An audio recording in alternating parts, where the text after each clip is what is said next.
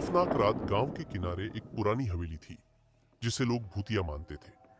रात होते ही हवेली से अजीबोगरीब आवाजें आती थीं और जो भी उस जगह में गया वह कभी वापस नहीं लौटा। तीन दोस्त राज, सिमरन और आलोक ने जिज्ञासा में उस हवेली का दौरा करने का निश्चय किया। अंधेरी रात में करीब 12 बजे वे हवेली के बाहर पहुंचे। हवेली के सामने खड़े होकर आलोक ने कहा, क्या तुम लोग तैयार हो? राज ने थोड़ी हिचकिचाहट के साथ दरवाजे पर दस्तक दी। अचानक बिना किसी चेतावनी के दरवाजा खुद ब खुद खुल गया। उनके सामने एक अंधकारमय सुनसान कमरा दिखाई दिया। जैसे ही वे अंदर कदम रखे दरवाजा जोर से बंद हो गया। सिमरन घबराते हुए बोली, क्या ये सच में हो रहा है?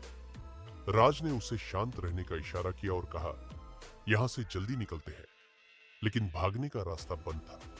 तीनों ने अपनी टॉर्च जलाकर कमरे का मुआयना शुरू किया। दीवारों पर पुरानी तस्वीरें टंगी थीं, जिनमें अजीब चेहरों की झलक दिख रही थी, मानो वे उनकी हर हरकत को देख रहे हों।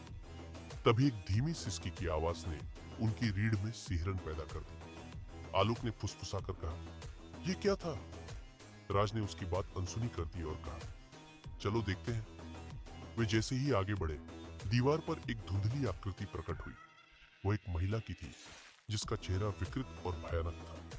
वो उनकी ओर धीरे धीरे बढ़ रही थी। डर के मारे तीनों ने भागने की कोशिश की, पर दरवाजा फिर से बंद हो गया।